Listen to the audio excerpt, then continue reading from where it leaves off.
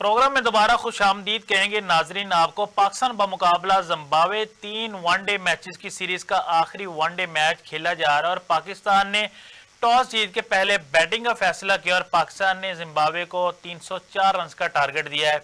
पाकिस्तान की जानब से कामरान गुलाम ने मिडन सेंचुरी स्कोर किया है। ताबिश मीर साहब, कामरान गुलाम ने अपनी मिडन सेंचुरी ओडीआई के अंदर भी स्कोर कर दी, इससे पहले टेस्ट मैच के अंदर भी वो एक 100 कर चुके हैं। तो किस तरह आप देख रहे हैं कामरान गुलाम की परफॉर्मेंस को? बहुत खूब, बहुत खूब। ये शहजादा है उस सरजमीन का जहां क्रिकेट की बात की जाए तो बड़े बड़े नाम सामने आते हैं। मैं अगर बात करूं केपी के बेल्ट की, पाकिस्तान का वो वाहिद केपी के बेल्ट है जहां कबीर खान जैसे नामवर क्रिकेटर पाकिस्तान को मिले, फारूक जमान जैसे शानदार क्रिकेटर पाकिस्तान को मिले। वहां से अब आया एक और शहजादा क्रिकेट का जिसका नाम है कामरान गुलाम। यकीन तौर पर कामरान के लिए एक बड़ा अहम असाइनमेंट था ये, जहां बाबर आजम की अदम मौजूदगी में मैं बड़ा खुश होता हूँ जब इस तरह के नौजवानों को देखता हूँ जो बड़े बड़े नामों का मुकाबला कर रहे हों। और ये कंपटीशन ही बताता है कि पाकिस्तान में क्रिकेट का जो टैलेंट है वो अपने उरूज पर है। पाकिस्तान में क्रिकेट को खत्म करने वाले हलकों जो है वो आज कहीं ना कहीं मुंह छुपा रहे होंगे। वो कहीं ना कहीं अपनी, वो कहते हैं ना, कभी मुंह छुपाया जा रहा है, कभी अपना दामन बचाया जा रहा है। तो जो जनाब यही हो रहा है इस वक्त पाकिस्तान क्रिकेट के अंदर। जो हल्के चाह रहे नहीं थे कि किसी तरह कामरान गुलाम जो है पाकिस्तान टीम का हिस्सा बने, उन्हें मौका दिया जाए, आज वो मजबूर है खुद भी तारीफ करने के लिए। और कामरान गुलाम हो, साहिबजादा फरहान हो, इस तरह के जो अब कमर्स है पाकिस्तान के। मैंने तैयब ताहिर को देखा। Tayyab Tahir one of the finest cricketer हैं और अक्सर जब उनसे हम कलाम हम होते हैं तो उनका जो कॉन्फिडेंस है वो अपने उरूज पर है। उसामा खान पाकिस्तान के लिए बड़े शानदार बैट्समैन। उन्हें आपने ऑस्ट्रेलिया की T20 स्क्वाड का भी हिस्सा बनाया था। मैंने उन्हें कराची में एक जगह बैटिंग करते हुए देखा, मुझे उनकी बैटिंग बड़ी शानदार लगी।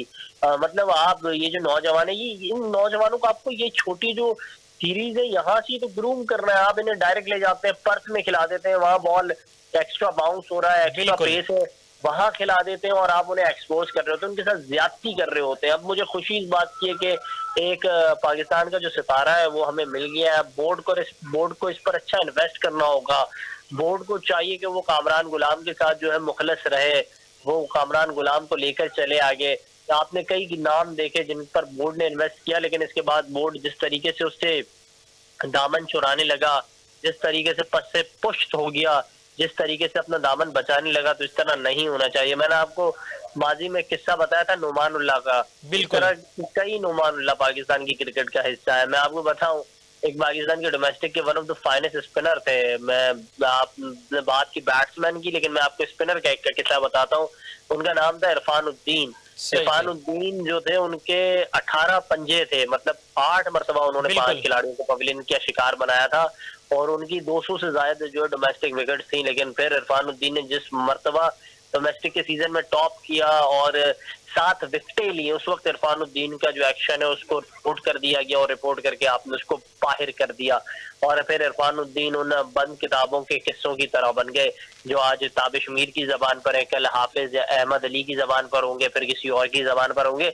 लेकिन बोर्ड ने फिर उन्हें संजीदा नहीं लिया। अगर वो बोर्ड के साथ होते, टीम के हिस्सा होते, पाकिस्तान खेल चुके होते तो बहुत बड़ा नाम होते। इस तरह के कई सितारे जो मुझे ऐसा लगता है कि अगर बोर्ड उन पर इन्वेस्ट करता है। इसी तरह के अतर लाइक थे, one of the finest fast bowler थे अतर भाई, लेकिन आपने उनको जिस तरीके से जो है ट्रीट किया, वो ट्रीटमेंट अच्छी नहीं थी। आसिम कमाल, आपने बात की कामरान गुलाम की, मैं आसिम कमाल का आपको वाकया बताऊं तो, और एक और कराची से ताल्लुक रखने वाले पाकिस्तान के one of the finest Farhan Adil इतने शानदार बल्लेबाज थे और मुसलसल हम देखते थे फरहान आदिल जिस डगआउट का हिस्सा थे उसी डगआउट के अंदर जो है इंजिमाम भी बैठे थे, उसी डगआउट के अंदर और बड़े बड़े नाम थे।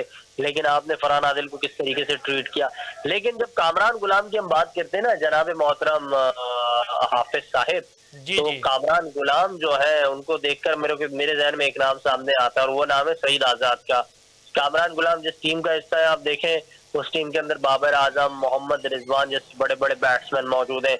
जब सईद आजाद पाकिस्तान टीम का हिस्सा थे तो उस वक्त पाकिस्तान टीम के पास इंजिमामुल हक जैसे और एजाज अहमद जैसे बैट्समैन मौजूद थे। लेकिन कामरान गुलाम को जब मौका दिया गया उन्होंने रन किए। इसी तरह जब सईद आजाद को मौका दिया गया तो उस वक्त उन्होंने रनों के अंबार लगाए और उन्होंने उसको जो है साइड मैचेस में 100 किए, एक मैच में 130 किए, और फिर जब पाकिस्तान खेले तो श्रीलंका के खिलाफ 42 और उन्होंने साउथ अफ्रीका के खिलाफ 36 रन किए। लेकिन इसके बाद उन्हें जो मैच खिलाना था वो खिलाने के बजाय उनके खिलाफ भी एक साजिश की गई।